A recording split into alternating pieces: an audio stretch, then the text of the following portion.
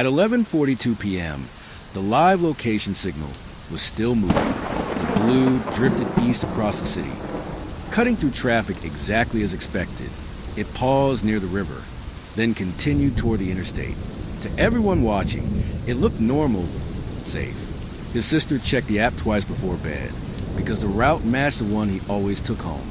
By midnight, the phone had crossed a northern toll bridge. At 12:11 a.m., the signal slowed near an industrial district. At 12:26, it began moving again, but investigators would later discover something deeply unsettling. According to surveillance footage, digital timestamps, and forensic reconstruction, Daniel Mercer may not have been with the phone anymore. The blinking icon traveling through the city in real time was creating an illusion that delayed panic and bought someone time. Because while the location kept moving for nearly 2 hours after midnight, evidence suggested Daniel had already vanished. Detectives eventually asked the question: if he wasn't carrying the phone anymore, who was? Daniel Mercer was a 32-year-old logistics coordinator, known for strict routines. He shared his location permanently with family, answered messages quickly, and rarely deviated from familiar routes. The night he disappeared started quietly.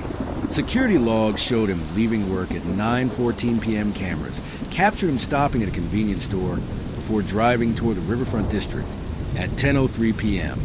He parked near a waterfront sports bar. Cameras showed him entering alone. Payment records confirmed purchases inside. At 10:47, he sent a co-worker message about Monday's schedule. Shortly after 11 o'clock, he returned to his car. At 11:12, he activated live trip sharing through a location app his family used. His sister Melissa noticed immediately. Everything appeared normal. At 11:31, the phone passed beneath Eastbridge toll cameras. Digital records confirmed it was powered on and transmitting location updates every few seconds. Nothing suggested danger.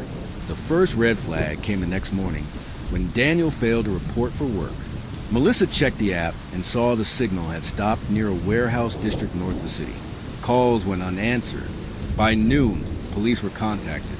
Investigators noticed inconsistencies in the route. Instead of heading toward Daniel's apartment, the phone traveled deeper into industrial zones filled with trucking yards and abandoned loading areas. After midnight, the pattern changed. Before 12:03 a.m., movement was normal. Afterward, it became erratic. The phone paused beside an access road, moved through unfamiliar side streets, and stopped behind a closed depot for 13 minutes. At 12:06 a.m., device orientation data shifted sharply. Before then, it behaved like a phone mounted in a car. Afterward, it tilted repeatedly and lay flat for long periods, suggesting it was being handled. Cell tower data added more doubt. At 11:58 p.m., the phone moved through a highway camera zone, but Daniel's vehicle did not appear in footage. Later, his car was found entering a poorly lit service road at 11:51 p.m., the last confirmed sighting, yet the phone kept moving. Footage showed his car briefly stopping near a loading entrance. Less than a minute later, a dark SUV arrived. 21 minutes later, the SUV left alone. Daniel's car never reappeared. At 12:14 a.m., the phone was manually unlocked using a passcode entered slower than Daniel normally typed. The user opened the location app for 11 seconds, then closed it. Nothing else was accessed, suggesting someone checked whether tracking was still active. At 12:32 a.m., charging behavior changed, indicating the phone entered another vehicle. Rideshare records confirmed a pickup near the depot. The driver reported a man in a hooded rain jacket, carrying 2 phones, one constantly lighting up with ignored calls. Surveillance later showed the passenger briefly exiting a car holding a device matching Daniel's phone, but the man was not Daniel. Height and movement patterns did not match. Investigators concluded the phone was being transported separately, while the live location created the illusion Daniel was still moving safely. The signal delayed alarm long enough for critical time to pass. The key breakthrough came when the dark SUV was linked to contractor Victor Hale, whose phone placed him near the river service road that night, inside a nearby storage depot. Forensic teams found traces of Daniel's blood and later recovered his abandoned vehicle hidden under materials. Prosecutors argued Hale moved the phone across the city to delay detection and distort the timeline.